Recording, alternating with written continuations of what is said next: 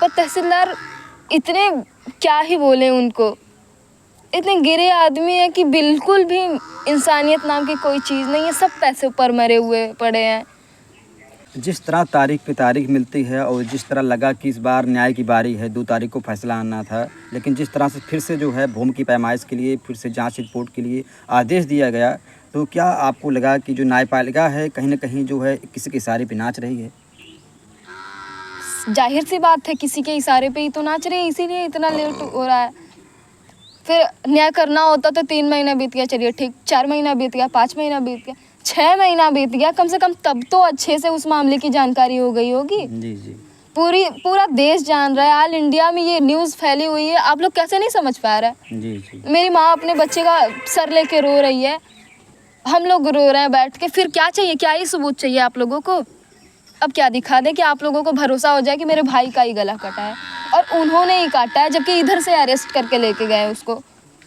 लेकिन मैं ये नहीं समझ पा रहा हूँ,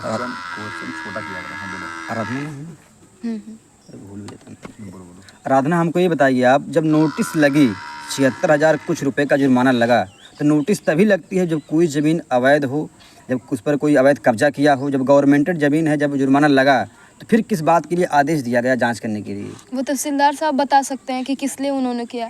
अब देखिए, जब नोटिस या चस्पा तो ये हुई थी, नोटिस फर्जी है। नोटिस चस्पा हुई थी तो हम लोगों को लगा था कि हाँ ठीक है भाई, हो सकता है कि गिर जाए, हो सकता है नहीं, ऐसा लगा था कि 1 महीना 2 महीना ज़्यादा से ज़्यादा होगा, फिर गिर ही जाएगा क्योंकि नोटिस लग चुकी है। जी, जी, जी।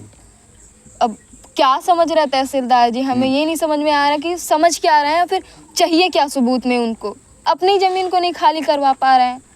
कहीं ऐसा तो नहीं कि नोटिस देकर आपको एक आश्वासन दिलाया गया हो कि जैसे कि होता ना कि लॉलीपॉप दे दे कि हाँ आपको न्याय मिल जाएगा? नहीं, देखिए मुझे लगता है कहीं ना कहीं ना कि एक बार उन्होंने सोचा होगा न्याय के लिए, फिर पैसा पा गए होंगे या फिर सत्ता का दबाव रहा होगा, इसलिए पलट गए।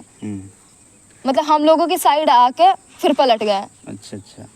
कहीं ना कहीं हम लोग भी जब बयान लेने का प्रयास करते हैं तो ना बयान देते हैं, और जब हम लोग समय मांगते हैं कि आप समय दे के हमको बयान दीजिए, फिर वो भाग जाते हैं। क्यों ही देंगे बयान आप लोगों को? उनका मुंह खुद छुपाए पड़े हैं वो, क्यों देंगे आप लोगों को बयान? आप लोग सवाल करेंगे, सवाल का जवाब ही नहीं उनके पास। हमारे वकील सवाल करते हैं, उनके पास जवाब नहीं है, तो आप लोगों का जवाब कैसे होगा? आप लोग तो मीडिया से हैं। क्योंकि जब भी कोर्ट में होता है, कोर्ट में तब अलाउ नहीं होता है कि वहाँ मीडिया, कैमरा और तमाम चीज़ें, तो जैसे प्रधान जी भी बताते हैं, तो वकील भी बताते हैं, वो तो हंसते रहते हैं, मुस्कुराते रहते हैं, जैसे लगता है कोई केस नहीं है, इस तरह से वो व्यवहार करते हैं।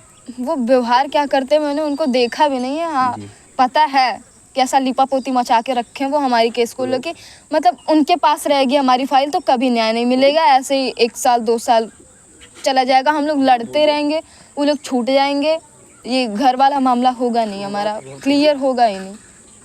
लेकिन जब से आपका मामला हुआ है तब से करीब करीब, जहाँ तक मुझे जानकारी है, करीब करीब 20-25 मर्डर हो चुका है इस जौनपुर में। और भी होंगे, आप देखते जाइए यहीं कितने मर्डर होते हैं। बेबस से बेबस हत्याएं हुई, पिता पुत्र को मारा गया, जहाँ 3 लोगों की हत्या हुई, मतलब कई ऐसी हत्याएं हुई कि जान लीजिए एक प्रकार से पूरा जौनपुर ही नहीं, पूरे उत्तर प्रदेश में चर्चा का विषय बना था कि इतनी बेबस हत्याएं जौनपुर में क्यों हो रही हैं? क्योंकि प्रशासन इतनी लूज है, एक्शन ही नहीं ले पा रही है, या फिर लेना ही नहीं चाह रही है। आप लोगों के हाथ में है वो चीज़। आप चाहें तो हमारी फाइल को 1 सेकंड में न्याय दे सकते हैं हम लोगों के, या फिर आदेश जारी कर सकते हैं। 1 सेकंड में आपको कितना टाइम लगेगा भाई? हम लोग कितना, आपको कितना ज़्यादा दिखाएं कि नहीं ये हमारा ही भाई था, यही ज़मीन थी, आपकी ज़मीन है, अपना आपके खाली करवा दीजिए। उसी टाइम खाली करवा दिए होते जब इसका घर बन रहा था, मतलब ईंट वगैरह गिरवा रहा था, तभी हम लोग कितने 5-6 एप्लीकेशन दिए थे हमारे भैया, वकील भैया की अवैध निर्माण करा रहा है। जी, जी। आते थे, पैसा लेकर चले जाते थे। अच्छा, जब भी उठती होंगी और इस मकान को आप देखती होंगी तो कैसा महसूस करती हैं आप? ऐसा लगता है कि भाई को हमारे खा गया। वो हम लोगों को दहाड़ रहा है कि तुम्हारे भाई को मार दिए फिर भी हम जिंदा हैं, या फिर हम वैसे ही खड़े, हमारा कोई कुछ भी नहीं उखाड़ पाया। और ऐसा लगता है कि हमें चैलेंज कर रहा है कि हम गिरेंगे भी नहीं, खड़े रहेंगे, ऐसे तुम लोग देख लेना। बस इसलिए क्योंकि प्रशासन इतनी लूज है, या फिर करना नहीं चाह रही है, एक गरीब परिवार को न्याय नहीं देना चाह रही है। लेकिन इस सब मामलों में अगर देखा जाए कि ज़मीन की जो माप है सब कुछ डिटेल रहता है। आज का समय में सब कुछ डिजिटली हो गया है। एक क्लिक से आप जान सकते हैं कि कितना हिस्सा गवर्नमेंट का है, कितना हिस्सा किसके नाम का है।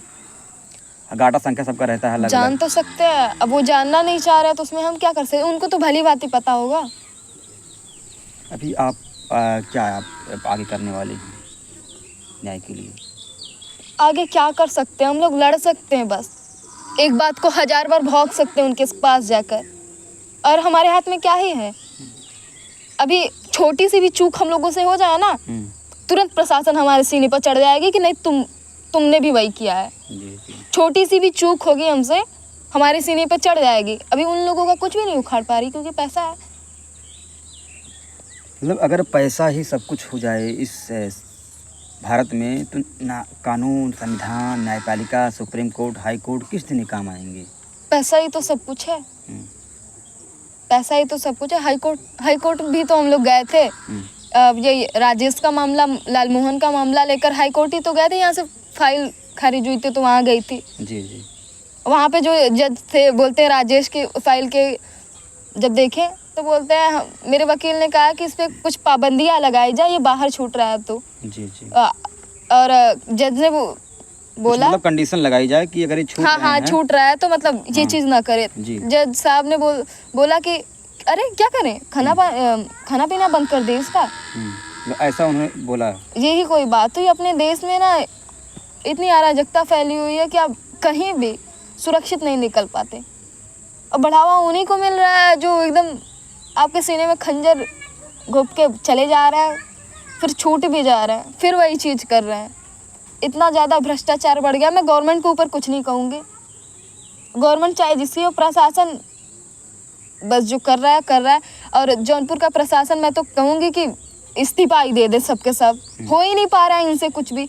कितने सारे मर्डर हो रहे हैं, गला कट रहा है, फिर हथौड़ी से किसी को मार दिया जा रहा है, किसी को दौड़ा के चौराहे पर गला काट दिया जा रहा है। बताइए ये सब क्या फैला हुआ है। मतलब इतनी इंसानियत मर गई है, इतना सब लोग खून पीने के ऊपर बढ़ावा दे रहे हैं कि नहीं तुम जाओ और करो ऐसा काम। मतलब कहने मतलब जो है कानून व्यवस्था है सब कुछ यहाँ पे जीरो हो चुका है, और आपको पूर्ण रूप से विश्वास हो गया है केवल तारीख ही तारीख मिलेगी और न्याय नहीं मिलेगा। नहीं बिल्कुल, यहाँ से तो नहीं न्याय मिलेगा हमें। मतलब पूर्ण रूप से भरोसा हो गया कि नहीं दे सकते न्याय। जी, बस आप इंतजार कर रहे हैं कि बस तारीख आएगा, बस उस तारीख से उस तारीख, अगले तारीख से अगले तारीख, यही होता रहेगा। ये कुरेदता है हम लोगों को अंदर से कि मतलब हम लोगों से ही चूक हुई है, या फिर वो लोग नहीं करना चाह रहे हैं। हम लोगों ने भी दंगा फसाद किया होता, मारपीट की होती पुलिस वालों से, तो शायद हो सकता कोई एक्शन लिया गया होता। हमारे फादर शांतिपूर्वक प्रशासन के विरुद्ध नहीं बोलते, मतलब शांतिपूर्वक भैया कर दीजिए ये काम, या फिर आपके ऊपर भरोसा है हमें, सब ऐसा सीना ठोक के आपको आश्वासन दे के जाएंगे कि आप भाप नहीं पाएंगे। नहीं, ये लोग अंदर से भी ऐसे होंगे। मतलब सामने इस तरह बोलते हैं कि बस यही है कि हमारे सबसे बड़े हितैषी यही हैं, हमको न्याय दे देंगे 2 से 4 दिन के अंदर। वही लगता है हम लोगों को भी, वही लगा। सब जेब में लेके घूम रहे, बस न्याय में दे देंगे। हाँ इस तरह बोलते हैं। जब अन्ना जी बैठे थे जी, तो हम लोग SDM जी जो थे उनकी बात मान के हम लोग उनको उठा दिए। फिर क्या हुआ हमारे साथ? वही हुआ जिसकी बात का डर था। जी, यही करेंगे। जिस आश्वासन में आप लगा कि आप आगे बढ़ेंगे और हमको न्याय मिल जाएगा, वो आश्वासन दिखाई नहीं दिया, बहुत दूर चला गया, वो चीज़ हुआ नहीं। अब अधिकारी वगैरह भी हमें लगता है कि नेता विधायक की तरह हो गए सब।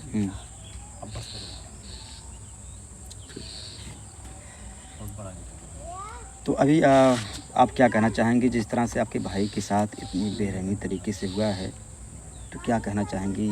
सरकार से क्या निवेदन है? सरकार से हमारा यही निवेदन है कि हमें न्याय मिल जाए, उसका घर ढह जाए और हत्यारों को सज़ा मिल जाए। ऐसा सब छोड़ जाएंगे फिर किस लायक हम लोग बचेंगे?